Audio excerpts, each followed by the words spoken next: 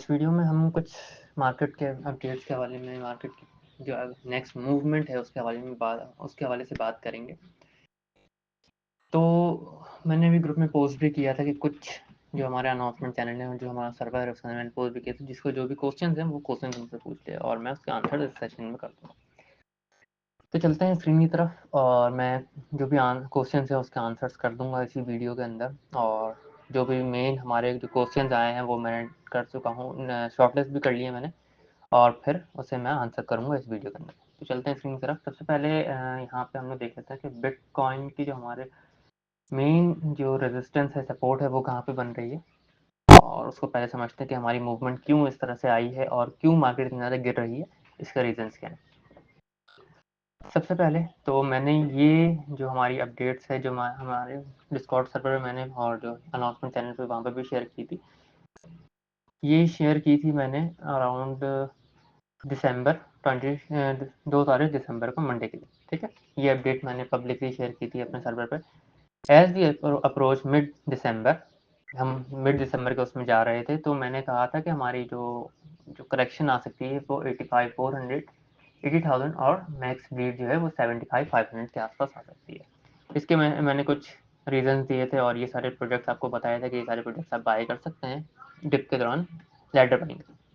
उसके बाद मैंने ये चार्ट शेयर किया था जिसके अंदर मैंने क्लियरली बताया था कि वही जो मैंने जोन्स मार्क किए थे, वही वाले जोन्स 85,300, 79,900 और मैक्स ब्लीड 75,500 के आसपास। ठीक है, तो हम इसको अब चार्ट की तरफ समझते हैं।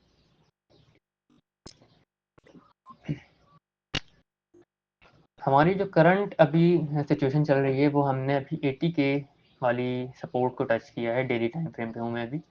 और जो हमारी मैक्स बीट बन सकती है वो बन सकती है 75,700 के आसपास, या 75,500। क्यों बन सकती है, इसका रीज़न क्या है? इसका रीज़न ये है कि यहाँ पे आप देख सकते हैं कि यहाँ पे हमारे पास काफ़ी ज़्यादा इम्बैलेंसमेंट क्रिएट हो गई है। ये वाली, ये जो बिग कैंडल्स आपको नज़र आ रही हैं ग्रीन ग्रीन, ठीक है, सिर्फ ग्रीन कैंडल्स हैं यहाँ पर। तो ये क्यों है? यहाँ पे इम्बैलेंसमेंट क्रिएट हो रही है कि यहाँ पर बैलेंस नहीं है, मार्केट में सिर्फ बायर्स आए हैं, यहाँ पे सिर्फ बायर्स आने की वजह से काफ़ी ज़्यादा इम्बैलेंसमेंट हो गई। यहाँ पे देखें आप, रेड कैंडल नहीं आ रही है। जब भी मार्केट कहीं पे भी इम्बैलेंसमेंट क्रिएट करती है, इम्बैलेंसमेंट का मतलब कि बैलेंस, जो हमारा बायर्स और सेलर्स का जो बैलेंस होता है मार्केट में, जो रेशियो होता है, जो कि हमेशा 50-50 रहना चाहिए, 60-40 रहना चाहिए, वो काफ़ी ज़्यादा आउट हो गया। यहाँ पे देखें, यहाँ पे तकरीबन 90% आपके पास यहाँ पे बायर्स हैं, माइनर सेलर्स आए थे, लेकिन उसके बाद भी बायर्स ने मार्केट को टेक ओवर कर लिया। यहाँ पे आप देख सकते हैं काफ़ी ज़्यादा बायर्स आए। उसके बाद मार्केट हमारी काफ़ी ज़्यादा कंसोलिडेशन फेज में चली गई इसी वजह से, क्योंकि मार्केट में सिर्फ बायर्स है, सेलर्स नहीं आए। यहाँ पे फिर हमारे पास सेलर्स एक्टिवेट होना शुरू हुए। ये जब हमने ऑल टाइम हाई 110 के, 108 के और 106 के की हमारी जो रेजिस्टेंस थी, यहाँ से हमारे पास मेजर जो सेलर्स एक्टिवेट हुए थे। अच्छा, मैं बताता चलूँ, यहाँ पे मैंने मार्क नहीं किया कि हमारे पास 110 के पे सबसे ज़्यादा सेलर्स मौजूद हैं इस वक्त करंटली। उनके ऑर्डर्स हैं कि जो वेल्स के ऑर्डर्स बेसिकली जो होते हैं वो सारे 110 के आसपास मार्क हुए हैं, मैंने यहाँ पे मार्क नहीं किया। उसके बाद अब यहाँ पे पॉसिबल रिकवरी जोन हमारा जो बन रहा है वो 80K बिल्कुल सही है, हमने वही मार्क किया हुआ है। हम अगर मूविंग एवरेजेस को भी अगर देखें तो मूविंग एवरेज भी हमारा तकरीबन 81K के आसपास बन रहा है। हमारी अगर डेली क्लोजिंग इससे नीचे हो जाती तो हम 75K को टच कर सकते हैं। ठीक है, 75K जो कि पॉसिबल है लिक्विडिटी लेने के लिए आएगा। उसके बाद अगर हम इसको वीकली टाइम फ्रेम पे भी देख लें अगर, तो वीकली टाइम फ्रेम पे अगर हम चलें तो भी हमारा जो मूविंग एवरेज है वो देख सकते हैं आप, काफ़ी ऊपर था। और जो हमारा नेक्स्ट मूविंग एवरेज बन रहा है वो बन रहा है 54 के, जो कि काफ़ी डेंजर सिचुएशन है वीकली टाइम फ्रेम पे। खैर, ये हम इसको नहीं लेते हैं, हमारा CME गैप यहाँ पे ऑलरेडी है। फिलहाल जो पॉसिबल हमारी जो सिचुएशन है उसको लेके चलते हैं। तो यहाँ पे हमारे अगर वीकली डेली टाइम फ्रेम हमारा इससे नीचे क्लोज होता है 82,000 के आसपास, ठीक है, इससे नीचे क्लोज होता है मूविंग एवरेज से नीचे, तो मैं समझ रहा हूँ कि 75 के ईजिली चांसेस है कि यहाँ पे आएगा। हम यहाँ पे अगर CME गैप्स को भी लेके चलें, CME गैप्स हमारे कहाँ पे बन रहा है, CME गैप्स ये मार्क किए हुए मैंने, तो CME गैप हमारा पूरा फिल नहीं हुआ, 77,300 के आसपास हमारा CME गैप अभी रिमेनिंग है। उसके बाद नेक्स्ट जो CME गैप हमारा जो बन रहा है वो 54 के, 55 के आसपास, 53 के आसपास बन रहा है, जो कि काफ़ी डेंजर सिचुएशन है बिटकॉइन के लिए। अच्छा, CME गैप का मतलब क्या होता है? CME गैप ये होता है कि हमारे जो कुछ गैप्स वीकली टाइम फ्रेम के अंदर बन जाते हैं, कुछ सर्टेन सिचुएशन के अंदर सिचुएशंस क्या होंगे उसकी अलग डिटेल वीडियो आप लोगों को मिलेगी, वो भी मैं क्लियर नहीं कर सकता इसके अंदर क्योंकि उसकी काफ़ी ज़्यादा डेप्थ में जाना पड़ेगा। तो सिंपल सी रखते हैं चीज़ें कि सीएमए गैप्स हमारे चार्ट के दरमियान गैप्स होते हैं, ये देखें आप, ये रहे गैप्स, ठीक है। ये आप जब BTC 1 और कॉलन लगाते हैं तो फिर ये वाला चार्ट आपके सामने आ जाता है सीएमए फ्यूचर्स का।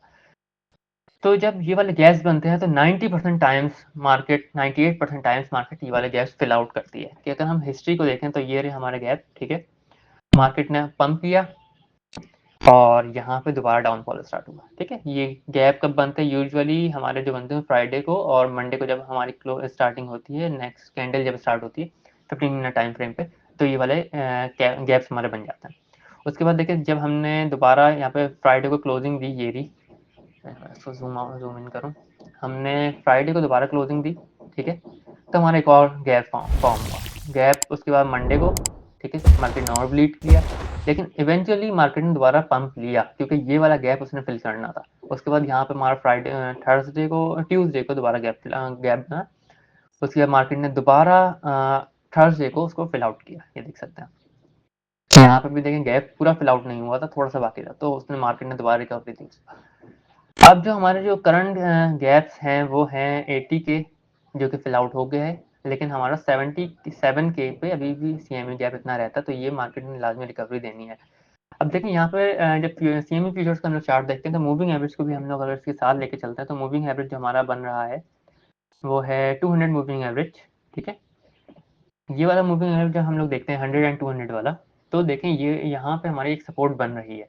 सपोर्ट कहाँ पे बन रही है? 76 की। तो ये काफ़ी अच्छा जोन हो सकता है हमारा बाइंग जोन, कि हम यहाँ पे DCA करें और यहाँ पे हम बाइंग स्टार्ट करें, क्योंकि अगर इससे नीचे जाती है मार्केट तो काफ़ी ज़्यादा ब्लीड भी कर सकती है। लेकिन ये कि यहाँ पे DCA का जोन बहुत अच्छा जोन है और यहाँ पे काफ़ी अच्छी एंट्री भी आपकी हो सकती है अगर आपने एंट्री ऊपर ली हुई है तो। यहाँ पे अगर हम इसको शॉर्टर टाइम फ्रेम पे देखें तो हमारे कोई अपर साइड पे अगर सीएमए गैप फॉर्म हो रहा है तो वो भी हम अगर फिल आउट करें, ये देखें, यहाँ से मैं अगर हटाऊँ इसको, तो ये हमारा एक सीएमए गैप फॉर्म हुआ था फ्राइडे को सॉरी, ठीक है, सैटरडे को। तो ये हमने फिल आउट कर दिया, लेकिन उसके बाद हमारा ये जोन जो है अभी भी रिमेनिंग है, ये देख सकते हैं, ठीक है। ये जोन मैंने मार्क कर दिया, तो मतलब ये वाला जोन अभी हमारा रिमेन है। तो मतलब अगर सीएमए गैप अपर साइड पे फॉर्म हुआ है, जैसे कि ये वाला, अगर अपर साइड पे फॉर्म हुआ है तो हमने मार्केट को हमेशा अप साइड पे जाते हुए देखा है, भले थोड़ा टाइम ले लेकिन जाती। यहाँ पे सीएमए गैप लोअर साइड पे बाउंड फॉर्म हुआ था, जिसकी वजह से मार्केट ने करेक्शन दी है हमें। यहाँ पे मैं क्या एक्सपेक्ट कर रहा हूँ, अब मैं अगर सीएमए गैप्स के सिनेरियो को लेकर चलूँ तो हम मेरे जो नेक्स्ट एक्सपेक्टेशंस हैं मार्केट से वो हैं,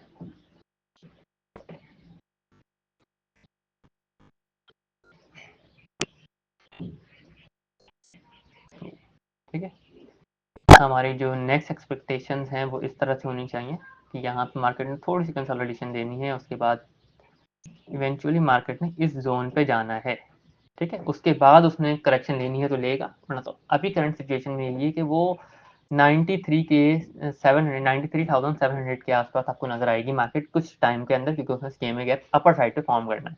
देखिए ये मैंने बहुत शॉर्टर टाइम फ्रेम पे आपको बताया कि शॉर्ट टाइम फ्रेम पे मार्केट 93,700 के आसपास आप लोग को फॉर्म मिलेगी, ठीक है। अच्छा, अब सेकंड क्वेश्चन मेरे पास आ रहा है, आया था कि हम एंट्री कब लें, किस वक्त लें और किस प्रोडक्ट के अंदर एंट्री लें। एंट्री लेने का ये अच्छा टाइम है फिलहाल, तो मैं यही समझता हूँ कि जोन काफ़ी अच्छा बन रहा है हमारा। अगर हम बिटकॉइन को देखें और उसके साथ यूएसडी डोमिनेंस को भी देख लें अगर साथ ही, यूएसडी डोमिनेंस हमारा जोन के अंदर चल रहा है अभी फिलहाल, तो पर्पल जोन, ये पर्पल जितने भी जोन है हमारे पर्पल जोन होते हैं। पर्पल जोन्स का मतलब कि ये जोन खतरनाक होते हैं, या तो इसके अंदर मार्केट अपर साइड चली जाती है या तो करेक्शन ले लेती है, ठीक है। तो यहाँ से अगर हम देखें इसको, तो यहाँ पे 5% की हमारे पास रेजिस्टेंस आ रही है और यहाँ पे एक रेजिस्टेंस हमारे पास 3% के आसपास ही बन रही है। मैं पर इसको मार्क करूँ, ठीक है। 2.45% पे हमारे एक और रेजिस्टेंस बन रही है जो कि माइनर रेजिस्टेंस कहलाएगी, इनसे मार्क कर देता हूँ। और अगर यही हम यहाँ पे भी इसको मार्क आउट करें 2.45, तो ये 82,000 के आसपास हमारी मार्केट अभी पॉसिबल है कि जाएगी। और जब 82,000 के आसपास जा रही है तो यहाँ से आप लोग कह सकते हैं कि ये अभी ट्रैप भी हो सकता है एक तरह से। ठीक है, मैं कंफर्म नहीं कर रहा इसको, क्योंकि अभी मार्केट ने वीकली क्लोजिंग नहीं दी और साथ साथ हमारा फैब का एंड चल रहा है, तो मंथली क्लोजिंग भी इस बार मैटर करेगी। तो एग्जैक्टली नॉट श्योर कि मार्केट किस तरह मूव करेगी। हाँ, ये कि CMA गैप्स की वजह से हमें ये आइडिया है कि 93,700 के आसपास मार्केट जाएगी। तो आप ये कर सकते हैं कि शॉर्टर टाइम फ्रेम पे आप अभी बाइंग करें और इसको आप 93 के आसपास सेल आउट कर दें और उसके बाद दोबारा वेट करें या स्टॉप लॉस का यूज़ करें।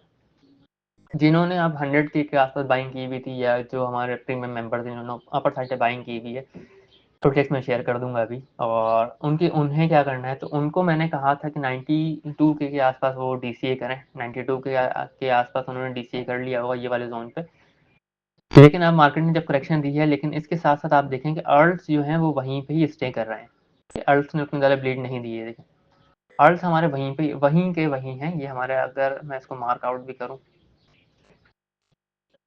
अर्ल्स हमारे इसी जोन के अंदर है। अर्ल्स सबसे ज़्यादा ना ही पम्प कर रहे हैं ना ही ब्लीड कर रहे हैं। अर्ल्स वहीं के वहीं हैं।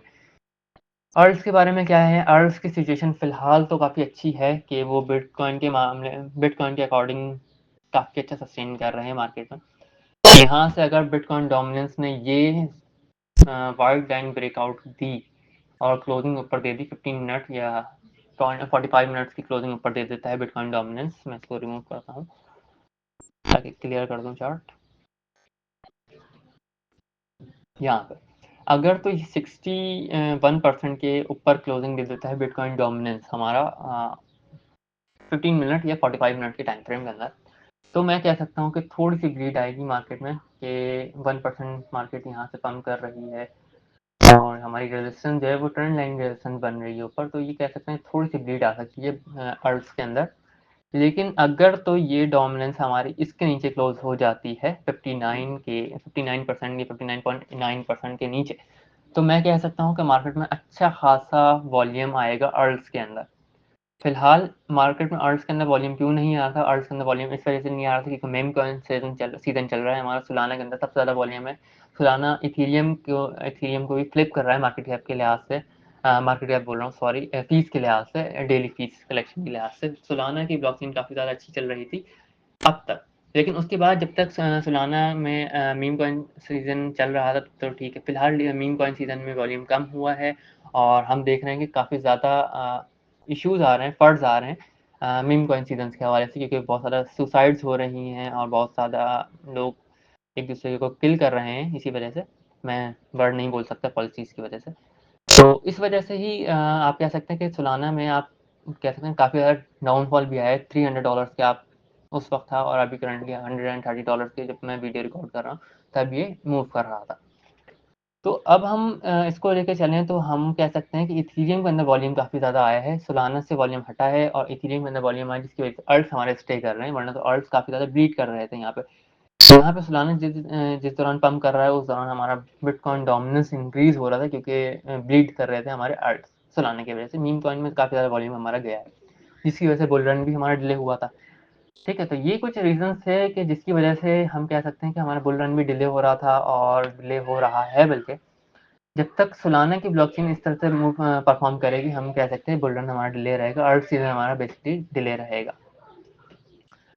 अब अगर हम ओवरऑल मिड टर्म सिचुएशन की बात करें, क्योंकि अभी तक मैंने शॉर्ट टर्म ही बताया, तो मिड टर्म सिचुएशन में मैं क्या एक्सपेक्ट कर रहा हूँ, मैं ये एक्सपेक्ट कर रहा हूँ कि ये हमारा 75 के वाला जो जोन है ये हमारा मैक्स ब्लीड जोन ही होना चाहिए, क्योंकि यहाँ से अगर नीचे मार्केट जाती है तो काफ़ी ज़्यादा पैनिक सिचुएशन क्रिएट होगी और इसके बाद मैं ये एक्सपेक्ट कर रहा हूँ कि हमारा बेयर सीजन स्टार्ट हो सकता है अगर 75 के या 70 के से हम नीचे क्लोजिंग देते हैं, वीकली क्लोजिंग या daily closing, higher time frame की क्लोजिंग अगर 70 के या 75 के नीचे से हमारी अगर क्लोजिंग होती है तो। नेक्स्ट क्वेश्चन जो मेरे पास आया था वो आया था कि हम कुछ कॉइन्स उन्होंने पूछे थे। कॉइन्स बेसिकली मैं कॉइन्स रेकमेंड नहीं करूँगा कि उन कॉइन्स के अंदर आप एंट्री लें। मैं ये रेकमेंड करूँगा कि जो टॉप 100 कॉइन्स हैं, मिड कैप्स कॉइन्स हैं, उनके अंदर आप लोग एंट्री लें, उसके अंदर आप पोजीशन बिल्डअप करें, क्योंकि आप देखें कि हमारे जो मिड कैप्स हैं, जैसे मैं अगर लेके चलूँ डॉट को लेके चलूँ डॉट ने हमारी अच्छी खासी परफॉर्मेंस दी है यहाँ पे $11 के आसपास हो गया है, और उसके बाद यहाँ से उसने हमें $4 $5 के आसपास अभी हमें मिल रहा है। तो ये काफ़ी अच्छी पोजीशन हो सकती है यहाँ पे। $3-4 की यहाँ पे सपोर्ट भी बन रही है, तो यहाँ पे आप पोजीशन बिल्डअप कर सकते हैं। उसके बाद आप डीसीए इशू कर सकते हैं। डीसीए जिन्होंने पहले एंट्री ली भी वो यहाँ पे डीसीए कर सकते हैं इस जोन के अंदर। ठीक है, ये जोन भी मैंने मार्क आउट कर दिया है। इस जोन के अंदर $4 से नीचे या $3.8 के आसपास आप इसको डीसीए कर सकते हैं, क्योंकि आप लाजमी उसको लेडर बाइंग की तरफ जाएं। अगर आप कोई प्रोडक्ट अभी इनिशियल फेजेस में बाई कर रहे हैं, मतलब कि आप पहले से एंट्री नहीं है, आप बिल्कुल न्यू बाइंग कर रहे हैं अपने और न्यू इन्वेस्टमेंट है आपकी, तो मैं ये रेकमेंड करूँगा कि आप लेडर बाइंग की तरफ जाएँ, क्योंकि आप उसमें सेफ रहेंगे। और कौन से कॉइन्स बाय करने चाहिए? मिड कैप्स कॉइन बाय करने चाहिए बिल्कुल। दूसरा क्वेश्चन मेरे पास आया था कि हमारी बुल रन की जो मैक्स मैं क्या एक्सपेक्ट कर रहा हूँ, तो उसके लिए मैं चले जाता हूँ रेनबो चार्ट की तरफ। तो ये हमें बता देता है कि हमारी जो मैक्स जो प्राइस होगी बुल रन में वो क्या हो सकती है। मैक्स जो हमारी प्राइस होगी वो यहाँ पे आ रही है। ये चार्ट हमारा है, आप देख सकते हैं मैक्स बाइंग रेड है, मैक्सिमम बबल। बबल क्या होता है कि जब लोग समझते हैं कि ये भाई बहुत ज़्यादा पंप हो गई है मार्केट और अब जो है कभी भी कुछ भी क्रैश आ सकता है। ठीक है, तो ये हमारा बबल जोन था। यहाँ पे आप देखें कि 19,000 की हमारा जो है ये बबल जोन था। उसके बाद मार्केट ने करेक्शन ली और ये आ गई हमारे 3,000 के आसपास। ये प्रीवियस हिस्ट्री है हमारी। यहाँ पे हमारी हाल्विंग हुई, उसके बाद हम यहाँ पे देख सकते हैं काफ़ी ज़्यादा कंसोलिडेशन फेज चले। ये ब्लू जोन क्या है, बिटकॉइन इज डेड, जब लोग समझते हैं बिटकॉइन डेड हो गया। उसके बाद हम देखेंगे कि बिटकॉइन अभी भी जो हमारा मैक्स जो बबल जोन बन रहा है वो बन रहा है $1,000,000। आप समझ रहे हैं, $1,000,000 के हमारे पास बबल जोन बन रहा है। तो ये काफ़ी ज़्यादा सीरियस सिचुएशन है कि 10x का ये प्रिडिक्ट कर रहा है, लेकिन मैं ऐसा एक्सपेक्ट नहीं कर रहा, क्योंकि ये 10x एक्सपेक्ट कर रहा है तो जाहिर सी मार्केट कैप भी उसी लिहाज से पंप होना चाहिए 10x। तो मैं क्या एक्सपेक्ट कर रहा हूँ इस लिहाज से, आप कह सकते हैं कि मैं ये एक्सपेक्ट कर रहा हूँ कि बुल रन में हमारी सिचुएशन 150K के आसपास बिटकॉइन नज़र आएगा, बिटकॉइन मैक्सिमम। और उससे ऊपर जा सकता है बिल्कुल, अगर जाता है तो अच्छी बात है, लेकिन मैं ये एक्सपेक्ट कर रहा हूँ 150K के आसपास मैं अपने जो होल्डिंग्स हैं उनको डिप्लॉय करना शुरू करूँगा। मैं उसको सेलिंग्स की तरफ जाऊँगा। ठीक है, ये हमारे कुछ क्वेश्चन है। बहुत सारे क्वेश्चन मेरे पास वही आए कॉइन्स वाले, मैं उसको आंसर नहीं करूँगा क्योंकि वो फाइनेंशियल एडवाइस नहीं दूंगा मैं बिल्कुल भी। मैंने बस ये बताना था कि हमारी 75 के आसपास हमारी जो प्रोडिक्शन थी वो कंप्लीट भी हो गई है और वो हमारी मैक्सिमम ब्लीड जोन भी है। तो इसके अलावा तो कुछ भी नहीं है मार्केट में फिलहाल, फेयर ही है sir. Fair and greed index भी अगर हम देखें यहाँ पे, जी हमारे डिस्कॉर्ड सर्वर है, आप यहाँ पे आके ज्वाइन भी कर सकते हैं। फेयर एंड ग्रीड इंडेक्स में अगर देखें हम, तो फेयर एंड ग्रीड इंडेक्स जो हमारा बन रहा है वो 16 है, जो कि एक्सट्रीम फेयर है, जो कि एक और इंडिकेशन है कि मार्केट ने यहाँ से पुल बैक लेना है। काफ़ी ज़्यादा ये सिचुएशन होती है हमारी कि हमें अंदाज़ा हो जाता है कि जब भी फेयर आता है मार्केट में तो मार्केट ने ज़्यादा से ज़्यादा पंप लेना है। तो ये भी एक सिचुएशन थी।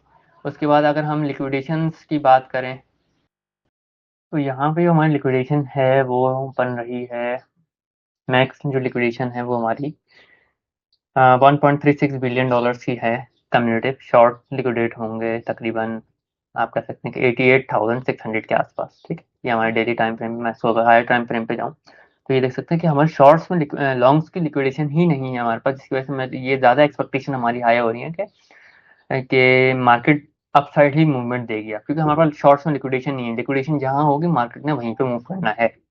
जिन्हें नहीं पता उन्हें मैं बता दूं कि लिक्विडेशन का मतलब होता है कि मार्केट जब आप कोई भी पोजीशन फ्यूचर्स में ओपन करते हैं तो उसके साथ आपको एक लिक्विडेशन प्राइस भी होती है, जिसमें आपको पता चलता है कि इस प्राइस पे जब मार्केट हिट करेगी तो आपका जो पूरा वॉलेट है वो वॉश हो जाएगा। इसे लिक्विडेशन प्राइस कहते हैं।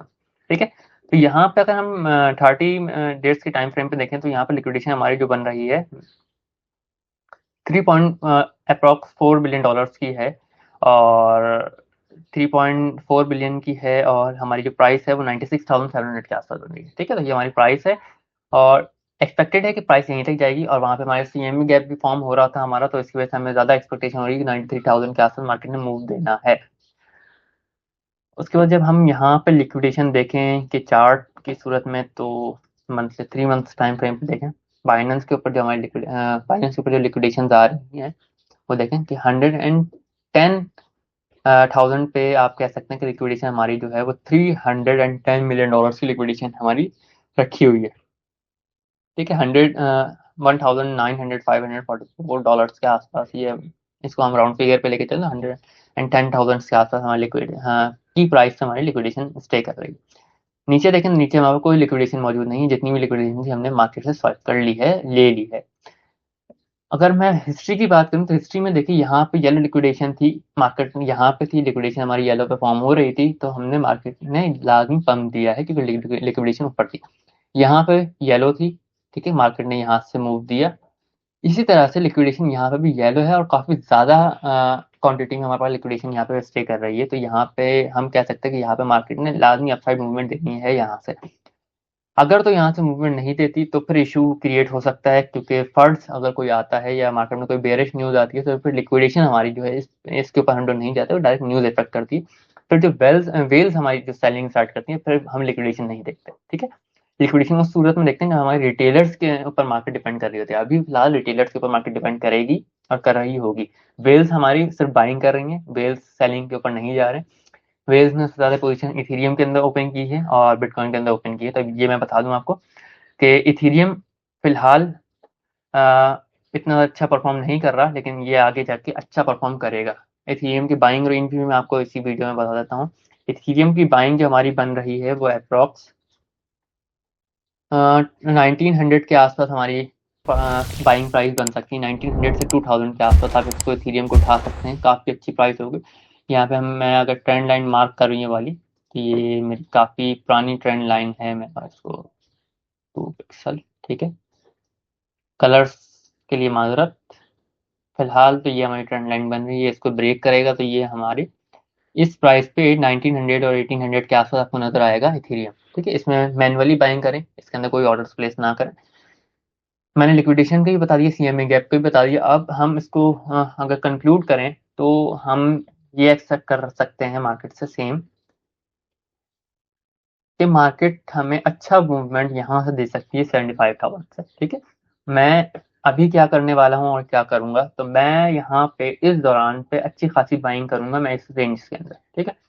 मैं 75 के से 79 के या 80 के आसपास मैं बाइंग स्टार्ट कर दूंगा अपनी। अब अगर मार्केट उस तरफ जाती है, या अभी कह सकते हैं 80 के आसपास है मार्केट मैं रिकॉर्ड कर रहा हूँ, तो यहाँ पे मैं बाइंग कर सकता हूँ। मैं हर $1,000 के डाउनफॉल पे यहाँ पे $5,000 का डिफरेंस है, जैसे कि यहाँ पे 75 के से 80 के $5,000 का डिफरेंस है। तो मैं यहाँ पे हर $1,000 के बिटकॉइन के ड्रॉप में मैं 1% अपने फंड्स को यूज करूंगा इसमें, ठीक है, स्पॉट के अंदर। और फ्यूचर्स के अंदर आप कह सकते हैं कि फ्यूचर्स में 1% बहुत है, फिर डीसीए इतना ज़्यादा नहीं बनता क्योंकि कम्युलेटिवली 5% का डीसीए हो जाएगा ये। तो आप ओवरऑल 2% का डीसीए करेंगे इस रेंज के अंदर, फ्यूचर्स के अंदर, ठीक है।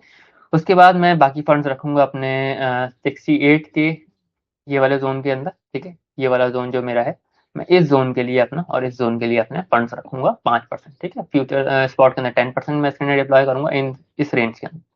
और फ्यूचर्स के अंदर मैं कह सकते हैं कि आप 2% मजीद और डिप्लॉय करूंगा मैं इस रेंज के अंदर।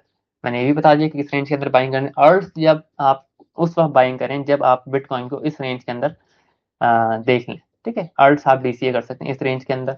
मैंने बता दिया कि स्पॉट के अंदर का आपकी पुरानी होल्डिंग है तो आप उसको डीसीए इस जोन के अंदर करें। अगर न्यू आपकी बाइंग है तो आप यहाँ से बाइंग स्टार्ट कर सकते हैं, ऑल द वे आप 65 के तक बाइंग इसकी कर सकते हैं, ठीक है। अर्ट्स आप टॉप 10 या टॉप 50 अर्ट्स आप पिक करेंगे मार्केट कैप के लिहाज से। वो कैसे पता चलेगा, वो कॉइन मार्केट कैप के अंदर आप जाएंगे, ठीक है। यहाँ पे आपको टॉप 50 प्रोजेक्ट्स जो हैं वो मिल जाएंगे कि मार्केट कैप के लिहाज से जो आप पिक कर सकते हैं। अच्छा, इसके अंदर मीम कॉइन्स को आप अवॉइड करेंगे, मीम कॉइन्स को बाइंग नहीं करेंगे। सिर्फ वो जो L1 L2 और नैरेटिव्स के ऊपर बेस्ड करते हैं उनको आपने सिर्फ बाय करना है। मीम्स कॉइन के ऊपर नहीं जाना आपने। जो ब्लॉकचेन को सपोर्ट करते हैं जैसे BNB, इथेरियम, बिटकॉइन, इन सारे L1 L2 प्रोजेक्ट्स के ऊपर आपने जाना है, ठीक है। तो ये एक शॉर्ट सी वीडियो थी, सॉरी लंबी हो गई है थोड़ी सी, और बस इतना ही बताना था कि हमारे सीए में गैप फिल हो गया है और हम अब 75 के आसपास जो हमारी ये प्राइस है, ये अब हमारी जो है मेन प्राइस एक्ट करेगी। अगर यहाँ से बिटकॉइन नीचे गई, नीचे ड्रॉप किया या नीचे क्लोजिंग दी, तो हम नेक्स्ट सपोर्ट जो हमारी बनेगी वो 71 के और 68 के आसपास हमारी बनेगी, जो कि एक बेयरिश सिनेरियो, बेयरिश मार्केट की स्टार्टिंग होगी, ठीक है। फिलहाल के लिए इतना ही रखते हैं। थोड़ी सी क्लियरिटी देनी थी मार्केट के लिहाज से। क्लियर की कोई बात नहीं है, मार्केट ने इवेंचुअली आप ही जाना है। बुल रन हमारा अभी भी पेंडिंग है, हम अभी अर्ल सीजन को अभी भी वेट कर रहे हैं। मार्च अप्रैल ये 2 हमारे मंथ बहुत इंपॉर्टेंट होंगे, क्योंकि इन 2 मंथ में हम अच्छी रिकवरी देख सकते हैं। इन 2 मंथ में अगर रिकवरी नहीं आती है तो फिर एक डेंजर सिचुएशन हमारे लिए क्रिएट हो जाएगी। वेल्स इस वक्त सिर्फ बाइंग कर रही हैं, वेल्स सेलिंग की तरफ नहीं जा रहे, ना वो सोच रहे हैं। ठीक है, इथेरियम में सबसे ज्यादा बाइंग्स वेल्स की हैं, इंस्टीट्यूशंस की हैं।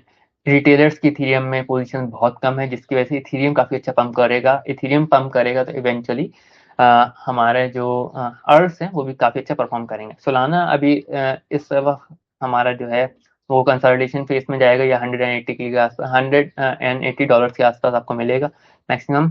और इस दौरान आप सुलाना को उठा सकते हैं, कह सकते हैं। मैं सुलाना की तरफ नहीं जाऊंगा क्योंकि सुलाना ने काफी अच्छी मूवमेंट दे दी है। अब जो टॉप 50 प्रोजेक्ट्स आपको हैं वो यहाँ पे आपको मिल जाएंगे। ठीक है, ये सारे टॉप 50 प्रोजेक्ट्स हैं। अब जो आपको फाइनेंस के ऊपर या दूसरे प्लेटफॉर्म्स के ऊपर जो भी आप यूज करते हैं उनके ऊपर मिल जाए तो आप उसको यूज कर सकते हैं। हम पर्सनली फाइनेंस को सपोर्ट करते हैं कि फाइनेंस के साथ हमारी पार्टनरशिप भी है, तो फाइनेंस के ऊपर आप अकाउंट बनाएं, सिंपली रेफरल से ज्वाइन करें तो आपको डिपॉजिट बोनस बोनस वगैरह भी मिल जाएगा, तो वो काफी अच्छा बेनिफिट रहेगा आपके लिए।